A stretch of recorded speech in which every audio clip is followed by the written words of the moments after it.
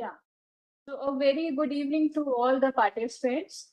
So on behalf of the Central Zoo Authority, I welcome you all for our third episode of the webinar, ECHO, which has been started by the Central Zoo Authority. So Oh, yeah. our topic is Meet the Asian Elephant, that is the India's gentle giant. So our speaker for today is Professor Dr. K.K. Sarma. So Dr. K.K. Sarma has graduated in veterinary sciences during the year 1983 as a gold medalist from the College of Veterinary Sciences, Guwahati, and had his post-graduation in veterinary surgery and radiology in 1986. He has a doctoral degree in the same subject with anesthesia elephants as his topic of research in 1994. Dr. Sharma has been working on elephant healthcare and management in particularly and wildlife conservation in general for over 3.5 decades. He is a renowned elephant expert of the country and has remarkable contribution in this field. Dr. Sarma has also been confirmed the most prestigious National Civil Award, that is the Padma Shri, in the year 2020 by the President of India, which is the first ever as a veterinarian. And he is lovingly called as the Elephant Man of Asia. And all these contributions and achievements after 38 years in teaching job in his department without neglecting his primary job as a teacher. So with this, I welcome Dr. Professor K.K. Sharma for our webinar. So welcome to you, sir. Over to you, sir.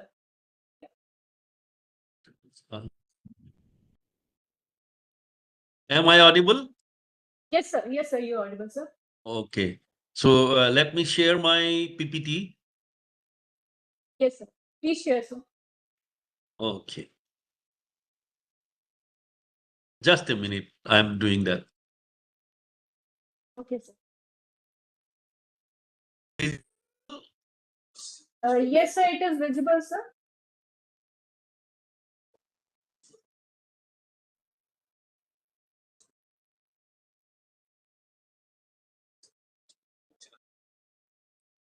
So please change it in slide mode, sir.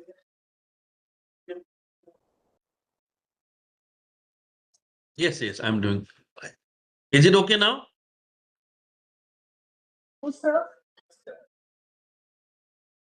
Hello? So in slide mode, sir. Yeah, it is in slide mode. Now, sir, please click. Okay. Now it is in the slideshow. Okay. Yes. So Now everything it is is. fine on that. Like, is it visible, clear? Yes, sir. It is visible, sir, and you are audible too, sir. You may please Okay. proceed. Little bit of connection hiccup. Now we are in the platform. So good afternoon. Here where I am, I'm in the westernmost part of the country, so it is still afternoon. But rest of India, maybe from where I belong, it is evening. So anyway, my topic today on the occasion of World Elephant Day is Meet the Asian Elephant, India's gentle giant. I am truly honored by the Central Zoo Authority request me to deliver this topic. So I understand there are many young students also. So who should know what are the different types of elephants available in the world today. We have primarily two types of elephant, African elephant and Asian elephant. And among the African elephants also, there are two types, Loxodonta africana and Loxodonta cyclotis. So the total population estimated from 3 to 5 lakh. And these elephants are spread across 37 range countries in Africa. On the other hand, the Asian elephant status is not as good. The Asian elephant, that is Elephas maximus, is spread over 13 range countries across Asia. And so out of these, India tops the list with the highest figure, that is 27,500 wild elephants. And other countries that have the Asian elephant, Nepal, Bhutan, Bangladesh, Sri Lanka, Myanmar, Thailand, Malaysia, Vietnam, Laos, Cambodia, Indonesia, and China. Out of these 13 countries, it is said that China and Bhutan doesn't have the captive elephants. Otherwise, all other countries have wild as well as captive elephant. Uh, in India, we have 27,500 wild elephants, but we also have some 3,000 captive elephants. But in many other countries, like say, for example, Myanmar or Thailand, they have more elephants in captivity rather than in the wild. So if you see the historical distribution, they were occurring as far as the blacks, like in the Western world, in Arabian continent, like Arabian side of the Far East countries. Now this is shrinking to a great extent, and the wild elephants in India, uh, like it has a doubtful future at present.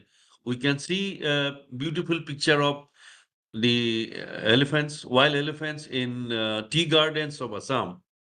But the picture looks beautiful, but the future, the question mark comes for the elephant, because the tea gardens or many other such, gardens or farmlands, elephants have no future because they use a lot of pesticide and weedicide, and obviously the farmers do not appreciate their existence. This has happened because of large scale destruction of their natural habitat, and that is the cause displacement of the elephants. Elephants are called the flagship species because they are very popular. They are a charismatic species that serve as symbols and as rallying points to stimulate conservation awareness and action. So also the captive elephants, which we consider as the uh, goodwill ambassador of the wild elephant population. Elephants have no natural enemy in the wild, but their food requirement is very high because they are mega herbivorous. Uh, about 250 to 300 kg of fodder they require every day, 250 liters of water. So the requirement is very, very high. Their home range uh, ranges from 100 to 500 square kilometer. They are highly social animal and matriarchal. So the mother, the senior most female of the herd leads the herd, and then age of maturity for female is 14 years. These are average figures. For male, 18 years. Intercoming period is 4 to 5 years, and gestation period is 19 to 21 months. So there are different types of social organization. Here in this picture, you see all male. Actually, this happens because of a peculiar social organization of the elephant that I am going to explain. Right. So the herd psychology or herd behavior is, as I already explained, they are matriarchal in nature, and many people think that the herd bull, the most dominant bull, is the herd leader, but that is not true.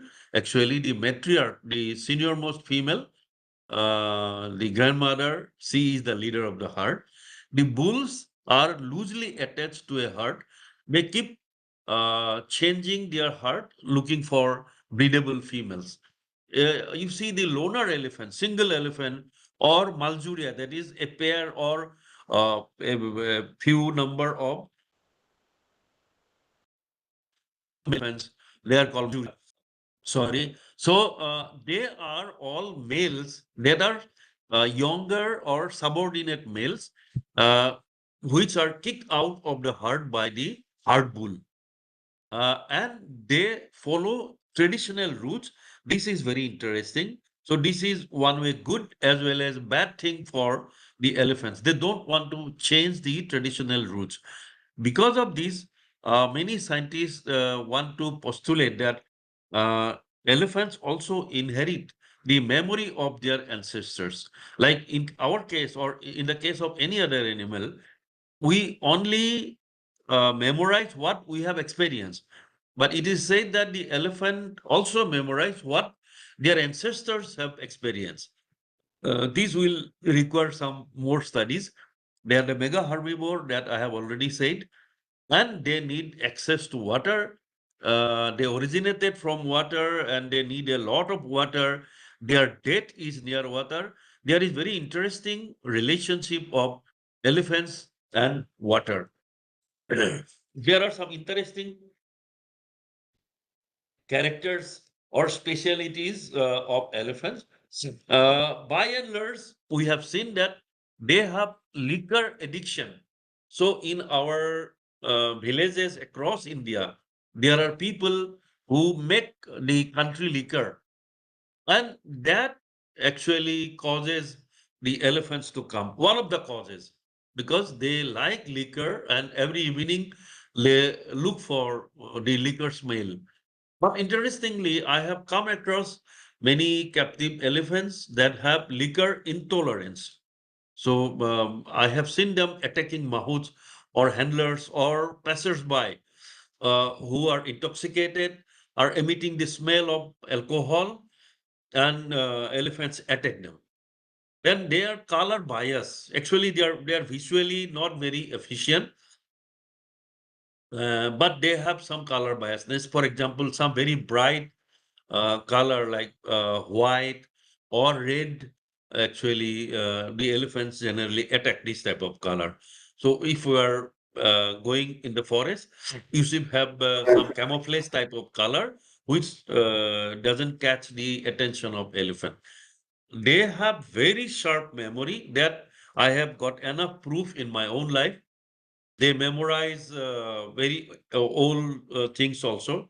They memorize who was a friend. They memorize who like harmed them and act accordingly. They have very sharp smelling capacity. They get smell from long distances. Just like I said, liquor. If someone is brewing liquor, they pick up the smell from long distances and can find out. Hearing is also very sharp. Like they can hear even infrasonic sound, what is naturally not audible to our ear. Elephants can hear, uh, and like not only hearing through the ear, it is also said that they can perceive movement or stimulation with their foot pad. So that is why it is said that whenever in the course of earthquake or volcanic eruption, elephant can perceive even before any other animal or bird can perceive. And in a while, it has been found that elephant eat various kinds of vegetation, over 100 types of vegetation.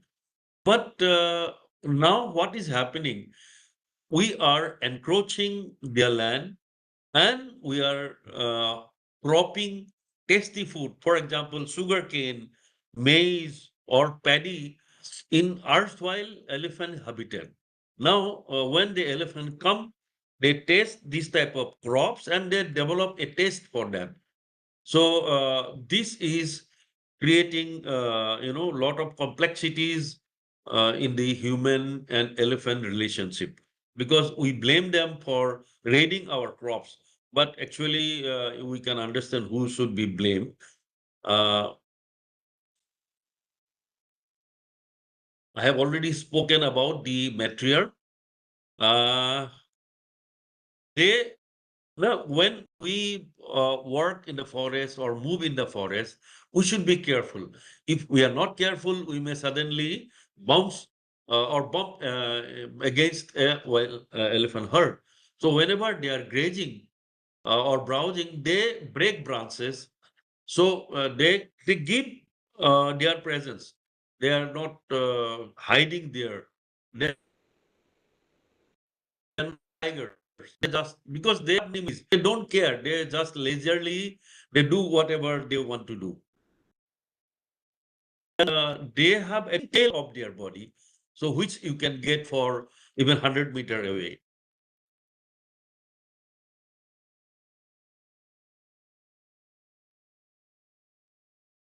And full is in must. So there is a characteristic order which can be perceived from long. So the dangerous elephant, if people are a little bit alert, they can say that yes, a dangerous bull is around. And they also pass gas or gurgling of stomach. These sounds are audible. They blow air loudly, naturally, and sometimes also you will see that the birds sit on them. So you will see in a forest you don't see the but the bird is just flowing like on their elephant back, so like that. I have also mentioned that besides the wild elephants, we have a sizable number of captive elephants in India, which is not less than 3,000. Now, in the past, the history of the captivity of Asian elephants in India is age old.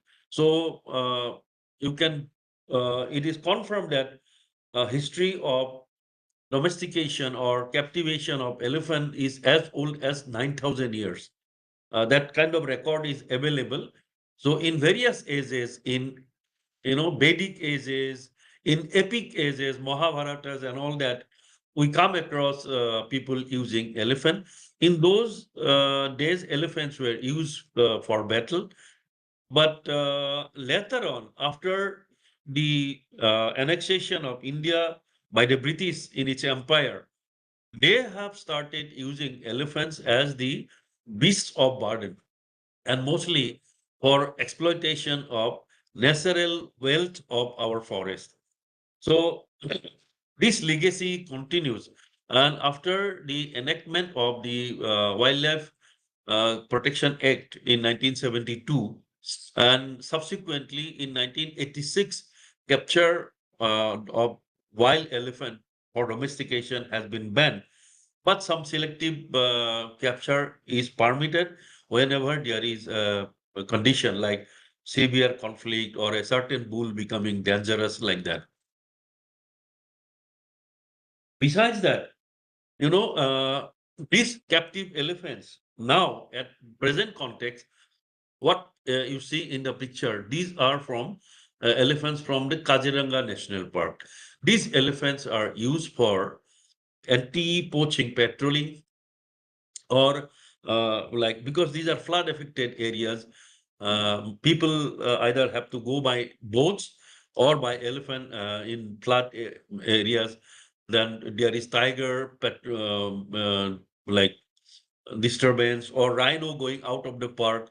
You need such vehicle like the elephants. Then various other wildlife management activities also, radio collaring of elephants or human elephant conflict mitigation, and various other regions also. We need the captive elephants. Uh, and from our context, as veterinarians, as biologists, actually these captive elephants, as I have already told, they act as the goodwill ambassador of the wild elephants because wild elephants we cannot get very close. Uh, Kotilla said that you should not get closer or thousand hands, like say like 100 meter. Don't get closer to 100 meter of wild elephants. That will be dangerous. So how do you study elephants then? How do you study their behavior, their biology? It is the captive elephant that give us this opportunity. So by handling, by studying captive elephants, we learn about the biology and behavior of the elephant. Now, I have already told that elephants are mega herbivorous. They are the species of an ancient world which do not exist today. It do not exist because of us. So you can see this picture. This is the situation we have made to this earth today.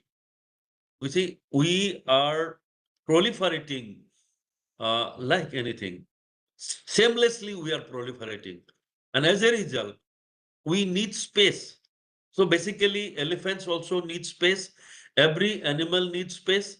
And we need more space because we are breeding like anything. So where do we get space? We look towards the forest, legal or illegal. We cut trees, we burn them, we occupy these areas. So recent flood of Assam, all of you must have known about it, Sivsagar district. So I have predicted this many years ago. This is the Mon district from where all the water came down because of massive devastation, destruction. So initially this was shifting cultivation.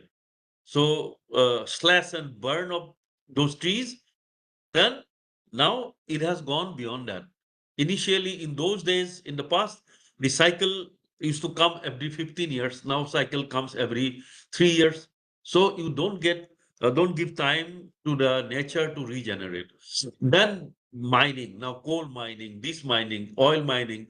So in such high altitude, if you continue to mine, build road, all human, like anthropogenic activities are devastating the hills in the entire country.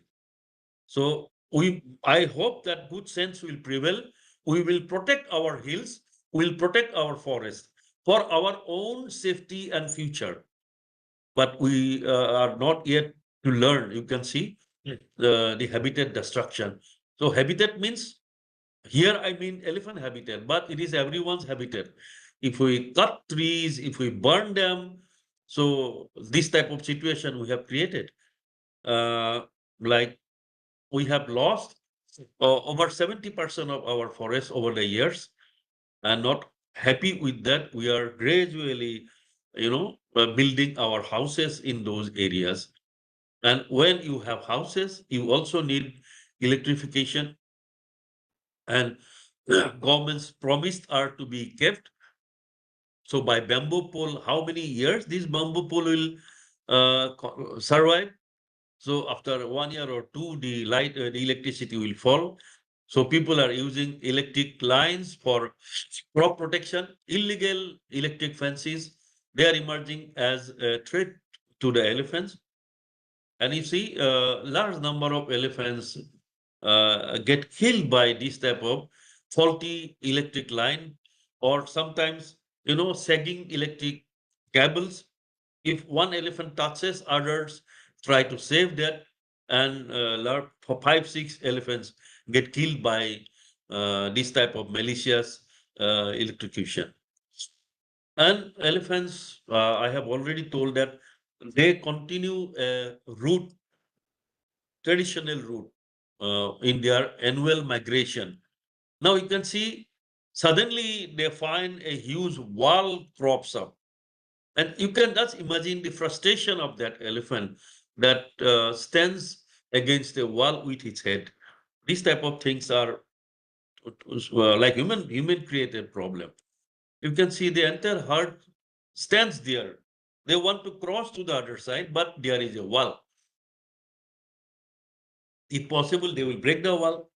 Otherwise, they will divert and they will go through a village, and there will be, you will blame them that they have killed. Then our railways. As we continue to expand our population, we need more and more uh, railways and tracks and roads and all that, creating obstacles for the elephant movement. So these are elephant tracks, and now they has become railway tracks. Elephant try to pass and get killed like this. And because of the devastation in the catchment areas, just there is little bit of cloud up in Arunachal Pradesh or in Nagaland or in Uttarakhand. Immediately after 5 hours, the downstream, the villages will be like this. People like nature's fury with ravaging floods. And after 2 hours of water receding, uh, a village looks like this. These are natural destruction of human habitations. caused by ourselves. Now, in this situation, many smaller animals get washed away or killed. But how do the elephant adjust? We appreciate the elephant for its adaptability. They adapt to a great extent, but the picture that you see, these are from Dipperville in the middle of Guwahati. This is the Ramsar site. It was a big wetland, but nobody has realized this has become a victim, and today we are losing uh, Dipperville. It is not protected anymore. Namesake protection is there, but reality is like this. So on the other side, there are the Meghalaya hills. The elephants come down for their routine annual requirement of nutritious fodder in the wetland, or also to have water and for bath. And when they come here, they meet this type of situation, all brick lands and human habitation and cows and all that. They are confused. They do not know what to do. So they divert towards villages, and villagers, braving their life, they try to drive away the elephant just to protect their lives and properties. But these are very dangerous. If like when you are driving wild herds like this, because as I have told earlier, they are generally guided by the matriarch, the senior-most female, and because of her experience, she knows that they should move away. But the loner or the Maljuria elephants that are behind are living as satellite to the big herds. They will attack and come from behind and they kill people.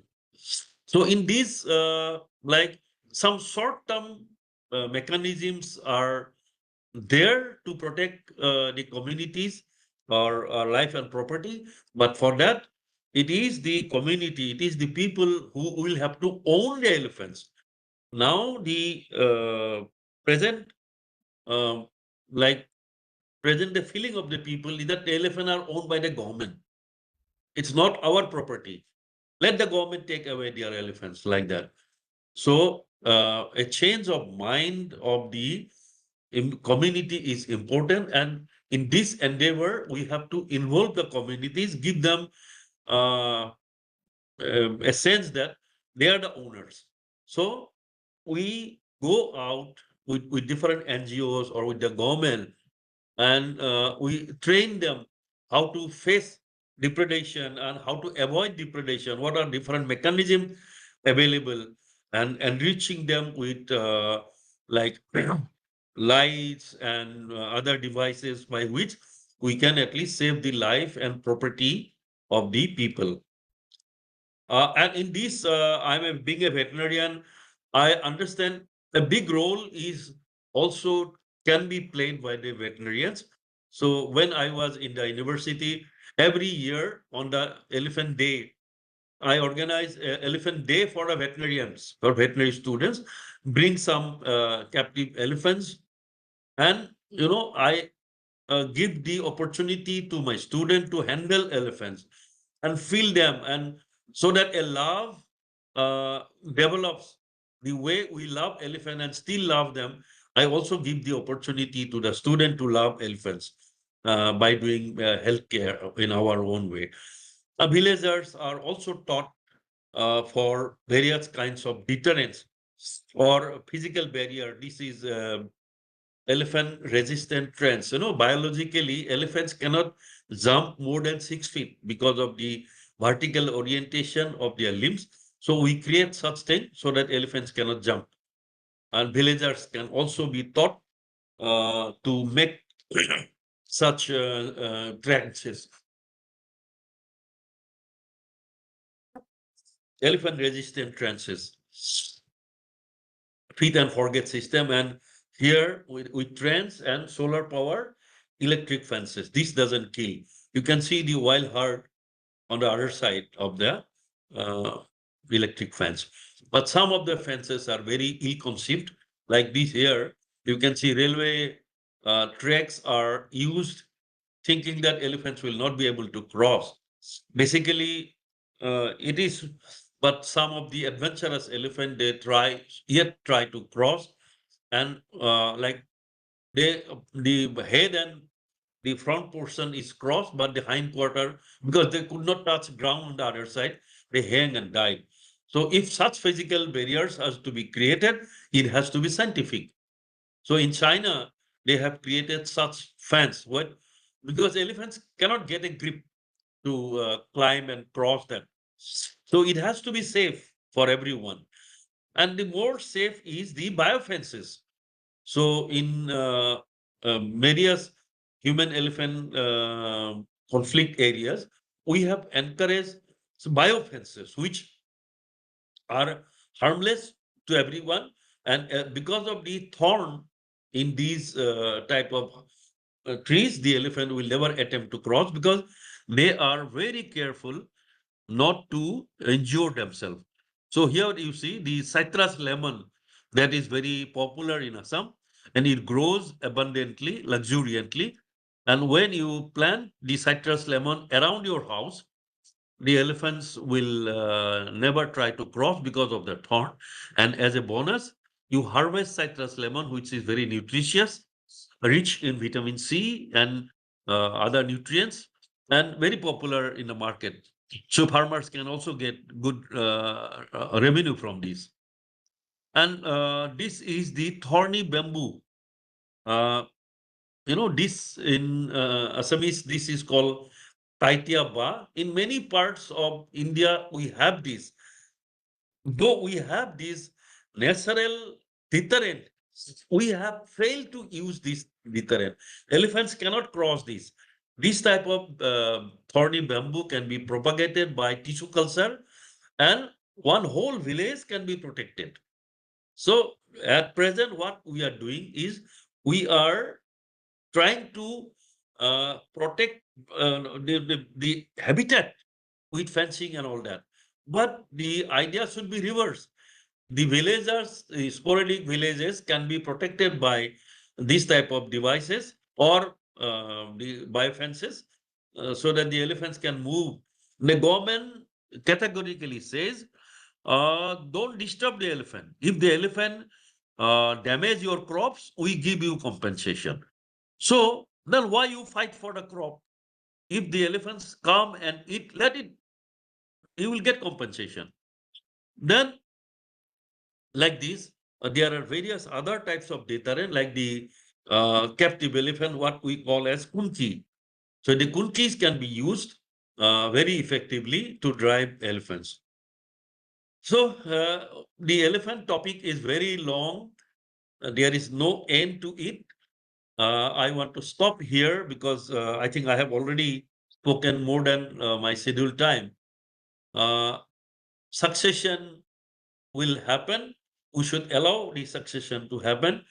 Uh, the elephant babies are the cutest thing on earth. Right now, from where I am delivering my lecture on the left side, there is a very cute elephant baby, Piari. So there cannot be a better moment in one's life rather than like compared to the staring at an elephant calf doing all the tricks with his mother and the ball and like that.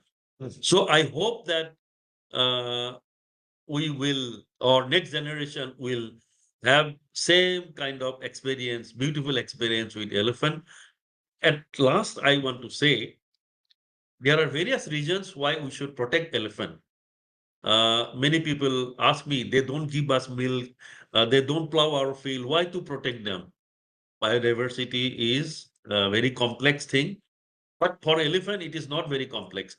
They enrich the flora, uh, forest flora by defecation and germination of seed. And on top of everything, the scientists have found a gene in the P53 gene, which is anti-cancer.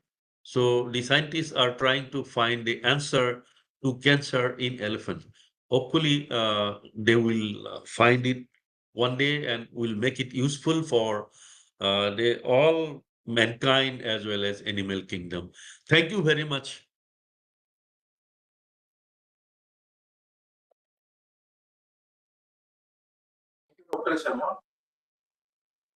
Yes, yes. the participant has any question to the speaker?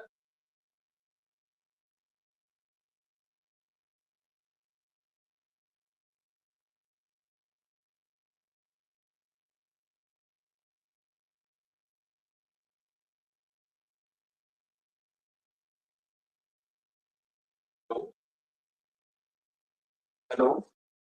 Any question to the speakers? Any participant?